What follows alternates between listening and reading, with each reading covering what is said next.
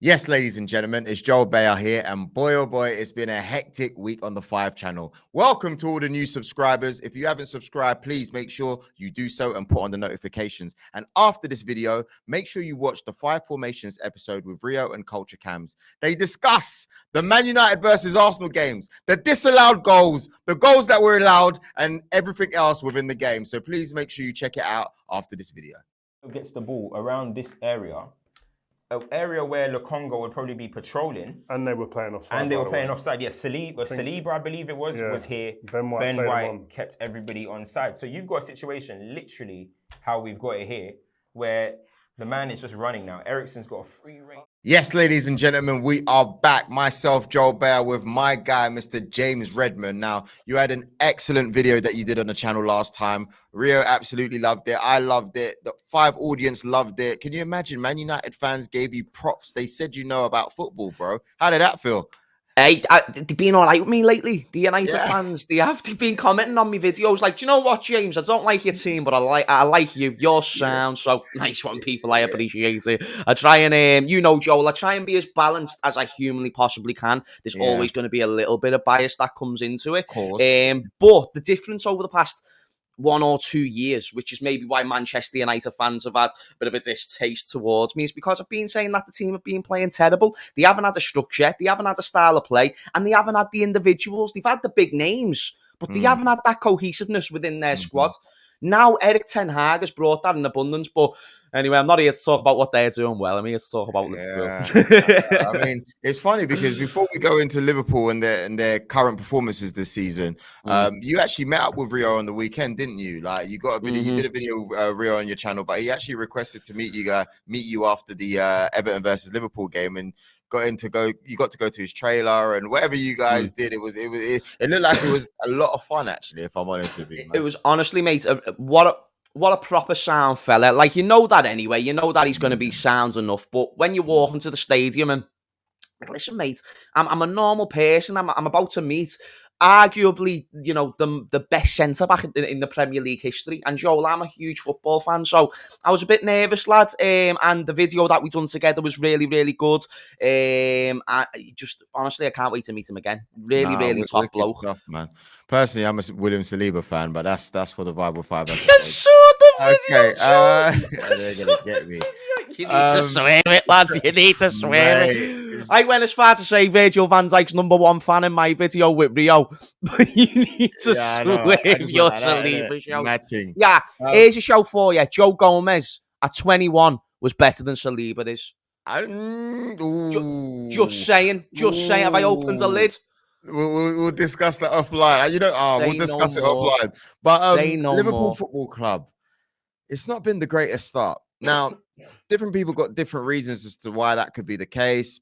Last time we spoke, we're like, is it the squad depth? Is it that your midfielders kind of past it? Is it the Sadio Mane effect? What has been going on? I mean, Salah not really getting off the mark properly the way we expect him to, besides the 9-0, obviously, at Bournemouth. But what's going on so far? Well, I feel in football, Rio and certain ex-footballers that you interview might say this as well, I'm not sure. I feel football is just very, very, it epitomises 2 + 2 not actually equaling the right answer. It's never as simple as it's just the injuries, or it's just Mane leaving, or it's just the change of system. Like, I've saw loads of things on what could be the issue. Is it the lack of investment? Is it the fact that we've got certain new players that we've got to implement into the squad? Rio Ferdinand suggested that it was the injuries. He said it's very difficult to expect Liverpool to just keep winning games of football the way they have been over the years with different circumstances to the squad. And I proposed the question to him, well, Rio, shouldn't have we prepared for that lack of sort of, reliability in the midfield? The midfielders who are going to be able to play week in, week out and not really have to worry as much about those injury records, especially when we had a case study from 2 seasons ago. Now, he disagreed with me on that, but I still stand by the point, Joel, that we knew Naby Keita was injury prone. We knew Oxlade-Chamberlain, as well. He's not someone who's going to be playing more than 3 games in a row in a week. Henderson, he's had his fair share. It really does make me sit there and think, well, lack of preparation, some new players in the squad, A new system where we're trying to put Salah out wide, and that makes no goddamn sense because literally he's had about 30 season plus goals where he's been playing that more inside forward role, which has worked so well. And I don't understand why you're going to fix something that is not broken, especially when this attempt of a change of system is affecting the results that you're getting. So, Joel, I think a lot of fans, especially your fan base, are like very reactionary. But in the general thing, I think the wider fan base right now are very reactionary towards Liverpool. I think last year when a lot of teams were predicting us to finish 4th and 3rd, I think again it's like, oh, but Liverpool have had a bad start. They can't come back. We can come back. We've still got a world-class manager and good players. It's just about finding that cohesion, that momentum, and making sure these players get the right amount of games and making sure they're not getting injured. I want to focus on Mohamed Salah, one of my favorite players in the Liverpool team, and also one of my favorite players that I've ever seen play in the Premier League. Really direct, nicest guy. I love the story. Never really worked out for him at Chelsea, but he's come back into the Premier League and has been absolutely awesome. Why has he suffered from a dip of form? You said, is it the position or is it the ambition? Is there something that we don't know? Something that you might be able to provide us with insight as a Liverpool fan? I would very much doubt its ambition. I think Mo Salah is the epitome of ambition, and whether he fulfills that ambition or not isn't what my point is. But I think someone who has proven what he's proven over his career, I think right now is purely due to a lack of, whether it's confidence per se, but I still think Salah's got that confidence. Like, listen, I've got this many goals and I've got it in this many seasons. I know I can score.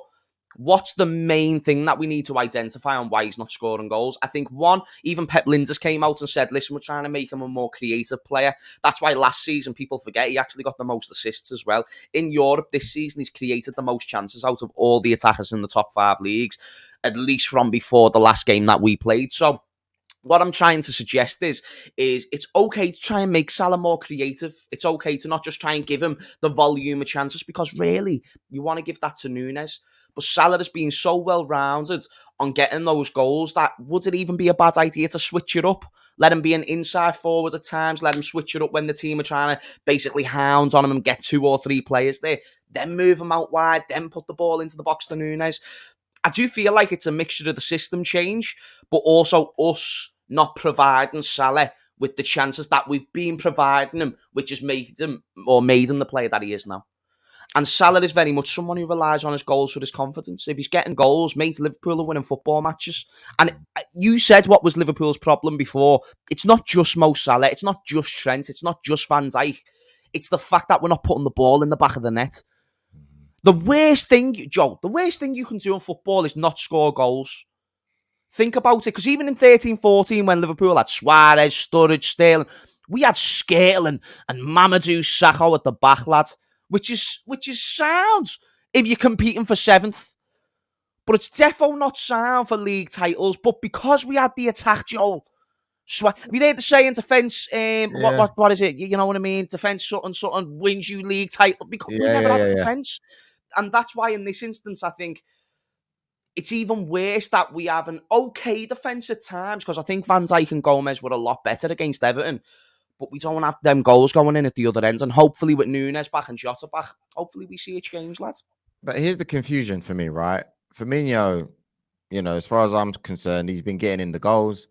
Darwin Nunez gets sent off, and then all of a sudden, he takes out Firmino, brings in Nunez. What are you saying to Firmino? I thought that was a little bit of a disrespect, because the way I see Firmino, he's a senior player. And if I'm Firmino, I have every right to go knock on the manager's door and go, mate, what is going on here? Did you not feel that from your perspective? One thing you're bang on about, Joel, is that Roberto Firmino absolutely has every right to go and confront Jurgen Klopp about that. He can question him. He can say to him till the cows come home, why didn't you start me? I've been playing, boss. The reality of it is Firmino's got a year left on his contract. He's not the long-term option at Liverpool Football Club. Darwin Nunez is someone who, he's a very specific type of player. Very, very different to Firmino, in case like some people need to work that out. He's not skillful. He's very much not necessarily a target man, but he's more of that person who's going to be getting in behind. You've got to feed him the chances and provide him the volume. Firmino in a game against Everton, you could have started them to get the results in that game to benefit you in the short term, but he's going to be trying to get Nunez back into the squad as soon as possible. Nunez was scoring goals. He scored, against City in the Community Shield. He scored one against Fulham. Didn't get one against Palace, but there was signs there that he was building momentum. So why not get him in the Everton game where if he gets a goal, then that really sets us up nicely going forward, because then we've got Firmino and Nunez who are both in form. And realistically, Nunez should have been enough to win the game. It weren't. Firmino came on and he actually done a lot better. So in hindsight, Liverpool fans won't like me for this. I think Firmino is a better player than Nunez. I think he's considerably better. I think Nunez was it's a sign that I've still got to wait to see if he's going to live up to it or not. I would have started Firmino, but it doesn't matter what I would have started, Joel. I'm telling you why he started Nunez, and it's because he's the long-term option. Now, obviously, you're going to be starting the Champions League run. As we're recording this, you're playing Napoli tomorrow. Is there still the same kind of confidence when it comes to the Champions League this year that you'll go just as far? Or are you looking at your team this year thinking, you know what, it's early to tell. Obviously, we don't know. But I think, if you've got a good team, you can generally have an idea of where your team is going to go in the Champions League. I think if you're looking at City, we know you're looking at semi-finals at the very least. I think last year I looked at Liverpool and I said, you know what, I can see them going all the way. I weren't sure about the league, if I'm honest with you, but I knew in the Champions League they're going to go far. What kind of feeling is there right now amongst the Liverpool fan base with your Champions League runs this year? I don't think we've been talking about it. Really? Honestly, because we've had so much to worry about in the league. Liverpool fans have grown this mindset that if we get a draw, it's game over and the world's ending and the league can't be won. And that's because that's the way it's been for the past couple of seasons. The Champions League, to be honest, until the game got announced to me this week, I just haven't been thinking about the Champions League because we're not consistent. We have a terrible record against Napoli anyway. And if you look at in our squads, we've got just as many midfielders as we do attackers. We've got 6 midfielders and 6 attackers available for this Champions League, at least up until January. So in terms of confidence, I'd probably say I've just been how I have been. I've been seeing a very unpredictable Liverpool team. I don't think it's going to last, but I also don't know when it's going to get back into gear. So until I see a game where it does, I thought it was Bournemouth. It turns out it weren't. This is going to be a tough game, Joel. It could be a really tough way to kick off our Champions League campaign. It's away as well. It's away. It's Napoli. Their ultras are going to be on us. The atmosphere is going to be booming. Their players are just good, and they're a tough team to beat, and we have struggled against tough teams to beat. Lampard has made Everton tougher to beat. Fulham have proven that they've been more tough to beat. Man United, this is the best version of them, arguably, in years. And they were tough to beat because defensively they were very, very solid. Liverpool are not tough to beat at the moment. We've got gaps in the team and we're not getting attackers scoring goals. It's a very worrying thing. I'm just happy that it's the first game and we can get that game out the way because this game's difficult whether we're in form or not. So if we do drop points, defo, and because we've also, when we've won the Champions League in the past, Napoli was a really tough game. There was a game where we were 2-2 or it was 2-1 to them. And Alisson had to make a last-minute save. We went on the counter and scored. And if he never made that save, we wouldn't have got out of the group. But it was that close, and I think we've only beat them once in the last 5 meetings, which have came over the last 3 or 4 seasons. We always get Napoli, Joel. Very reassuring fixture. That's why I'm just going to suggest to Liverpool fans, we can win. The chances of us winning is not very huge based on what you've been seeing. But we also know that what we've been seeing isn't what these players can hit when they're at their maximum, essentially. So I'm confident they're going to play better. It's just how much better. So I'm going to sit on the fence and I'm just going to say, I don't know. I don't want to get clipped up on it anymore, Joel. Been doing it too much this season.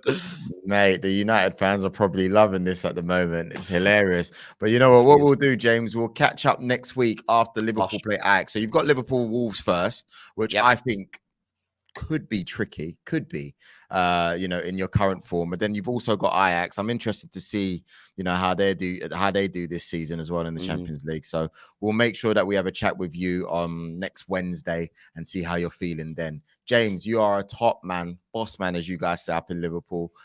Brilliant stuff. Thanks for coming on. And I look forward to watching that interview with you and Rio on your channel. Thank you, brother. Really appreciate it. See you soon, bro. Peace. Guys, thank you very much for watching. Make sure you like, share, comment, and subscribe on the 5 channel. And also head over to James's channel and do the same.